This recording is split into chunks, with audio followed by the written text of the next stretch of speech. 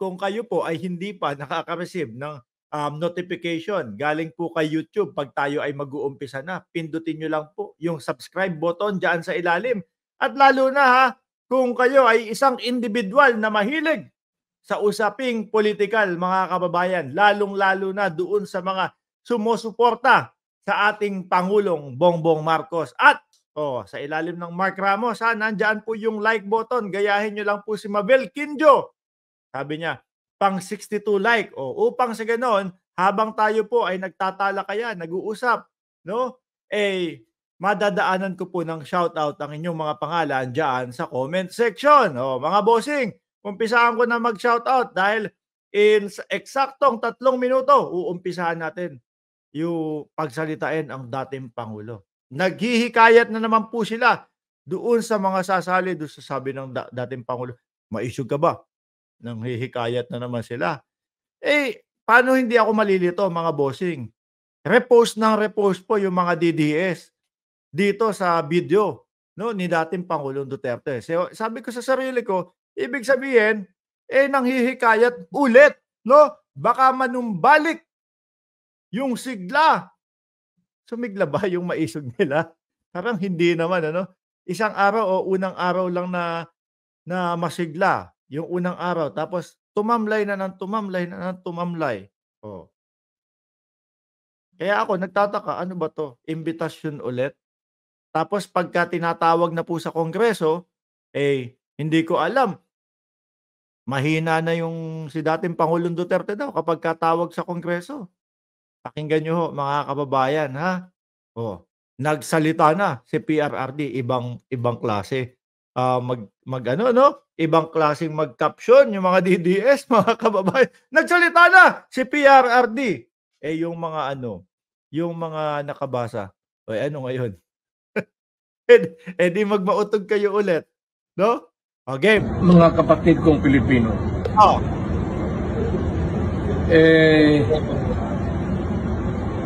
Umiikot ako sa Pilipinas ngayon hanggang kaya para sa peace rally. Meron na naman po mga kababayan. Meron daw po silang peace rally. No? Umiikot ang dating Pangulong Duterte sa buong Pilipinas para po sa fish rally. Isda na rally. FISH pala yun. Fish rally, hindi na po kami naniniwala dyan, dating Pangulo. No? Malamang po ang isisigaw nyo na naman dyan, yung pagpapabaklas ng suporta sa ating mga kasundaluhan, sa ating Pangulo. Di ba, Sir Mark, sabi ng mga DDS, lamang daw sila. Lamang saan po? Lamang sa dami ng mga sumisigaw ng 20 pesos na bigas? Ako, naniniwala ako doon. Lamang sila doon sa sumisigaw ng 20 pesos na bigas. Yung mga kakamping po, mga sumusuporta kay Pangulong Duterte, Pangulong Bongbong Marcos, hindi naman po naghahagilap ng 20 pesos na bigas. Sila lang po ang laging sigaw ng sigaw dyan. At malamang ho, sa alamang mga kababayan, wag na kayong magtaka, no? Dito sa fish rally, no? Dito sa fish rally na sinisigaw ng dating Pangulo, isisigaw po ulit dyan yung 20 pesos na bigas. Di ba, Ma'am Trexie Villa? Malamang magkasigawan na naman ng asa na ang 20 pesos na bugas? Tuloy ho natin mga bossing. Ibang klase ang dating Pangulo, no? Pagpatawag sa Kongreso, mahina. Pero kapag kayong parali-rali, pag mautog, malakas. Nakakapag-ikot sa buong Pilipinas. Tuloy. Tara na. Saan punta? Tara na daw. Tara na. Saan punta? To the moon. Boom, boom. Curse. Doon po ba? Kayo na lang po. Okay na kami sa aming mga bahay-bahay. Saludo po kami sa ating Pangulo. Maayos po para sa amin ang pagpapatakbo ng Presidente ng Pilipinas at ng gobyerno ng Pilipinas. Kayo na lang po dyan. No? Tara na daw. Saan po, sir? Saan? Kung isog ka. Ayun na naman yung isog. Kung isog ka. Nung naalala ko mga kababayan yung huling video, no? ng dating Pangulong Duterte. Yung pakonti na ho ng pakonti, mga bossing, yung sumasama sa kanila, "Isog ka ba? Isog ka ba?" Oh, "Isog ka ba?" Ngayon, gano'n ulit, "Tara na, isog ka." Hanggang sa kumonti po ng kumonti yung maisog, mga kababayan. Yung isang buong full court na narerentahan nila kahit papaano napupuno noon, yung mga bandang huli po half court na lang, hindi pa ho mapuno, mga bossing. Bakit? Eh, ramdam ng mamamayang Pilipino, eh, 'no, para kekibuloy lang 'tong ginagawa natin. O tingnan niyo po, mga bossing, nung nawala po si Kibuloy, nakulong si Kibuloy, nasaan na po yung maisog? Nawala na din ho, 'no?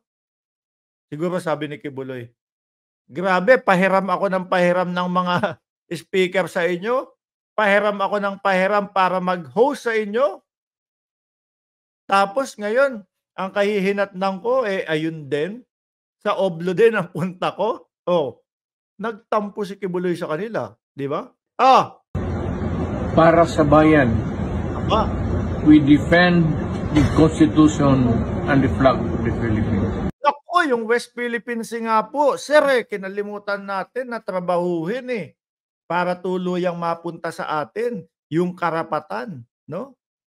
Natulog tayo ng ilang ilang ano dun, ilang taon ho dun, halos 6. Meron ng dahilan, oh, 'di ba?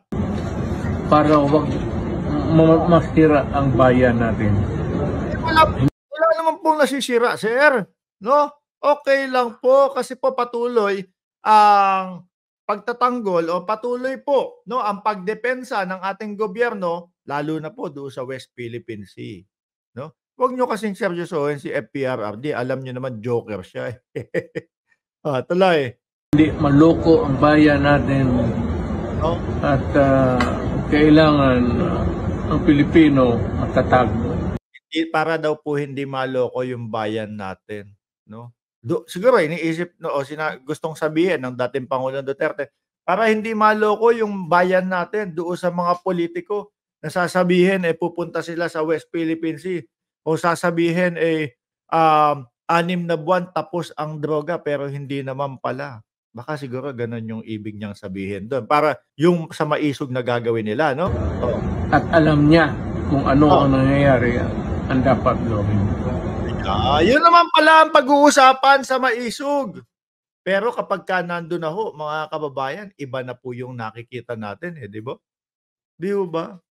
Tuloy po, dating Pangulo, banat! Ito naman ang gusto namin, mapayapa lahat ang mangyayari. Hindi po kami naniniwala dun, sir. Alam niyo po, siguro eto nakikita ko diyan, kung dumami at pinagkatiwalaan ho, mga kababayan, ng tao yung maisog nila, 'no? Malamang ho yan, susugod ho yan sa ano, eh, sa Malacanang, eh. Pipilitin pong, agawin ang Malacanang nitong mga ito, mga kababayan, eh. Ilang beses na po nilang, sinasabi yon sa kanilang maisog, 'no? Yung lalo pa nung panahon na si Roque ay hindi pa nagtatago, mga bossing. Oh, nung panahon na hindi pa nagtatago si Attorney Harry Roque, eh, gustong-gustong pumunta nila sa Malacanang, eh, para agawin ang kapangyarihan ng pangulo. Kaso po, mga kababayan, sa kasamaang palad, wala akong magtiwala sa kanila. Eh, meron silang pamai-maisog na 'yan. Oh, iilan lang po. Eh, ikaw kung o 80 piraso yung mga pupunta o sasama sa iyo sa Malacanang para agawin o para manggulo doon sa Malacanang, tingin mo itutuloy ho nila 'yon? O hindi.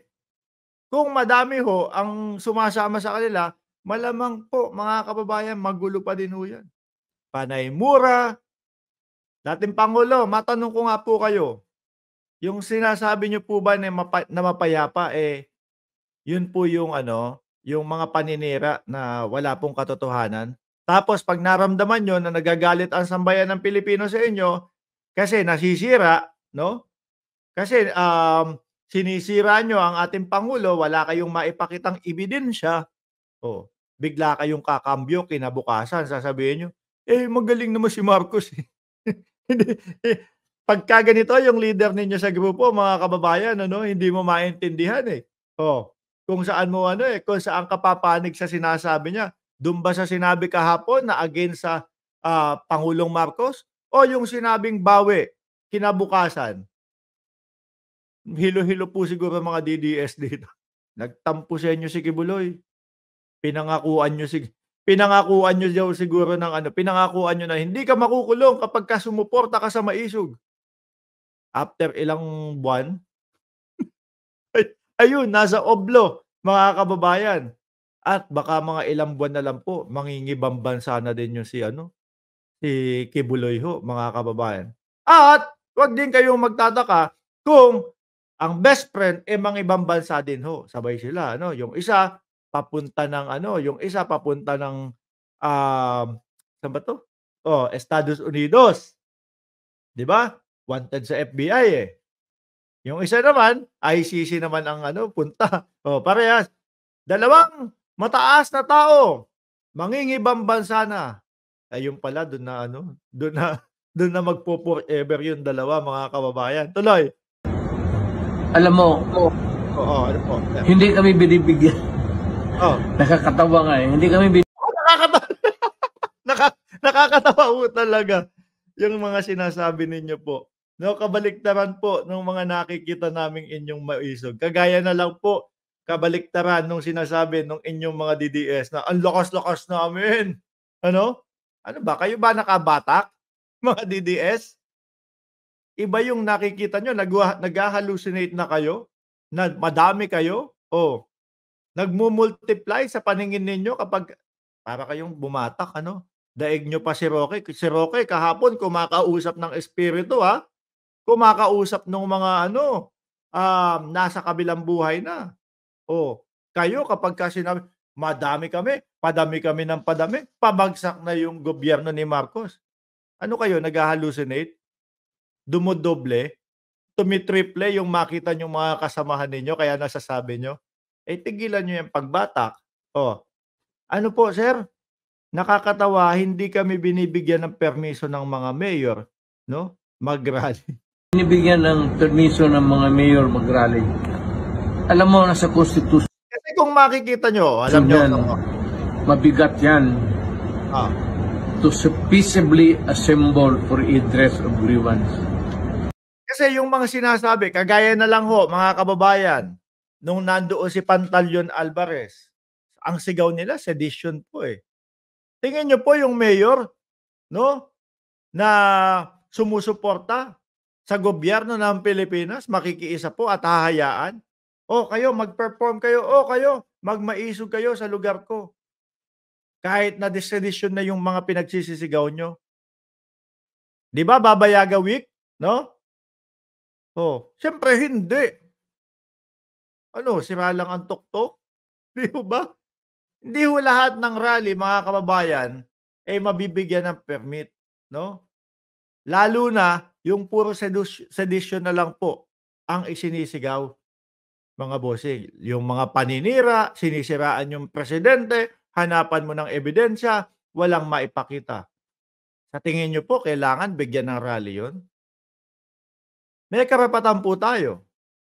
Pero yung mga pagsisinungaling po at pagpapakalat ng mga maling impormasyon, lalong-lalo na walang ebidensya, bawal po yun, 'no? Masama po yun, oo. Kaya naman dapat lang na hindi kayo bigyan ng permit po. It is a constitutional right of everybody. Kahit na po, 'no, kung lumalabag naman po, kung pagsisinungaling naman po ang sinasabi ninyo, kahit karapatan niyo, dapat pigilan po, 'no? And you just cannot violate it. Kasi magkakaroon ka ng kaso niyan at Ang dating pangulo kung ano-ano na lang sinasabi ho, mga kababayan, ano? Talagang mahirap po silang ano, mabigyan ng mga permit niyan, mga kababayan, lalo na gano'n po yung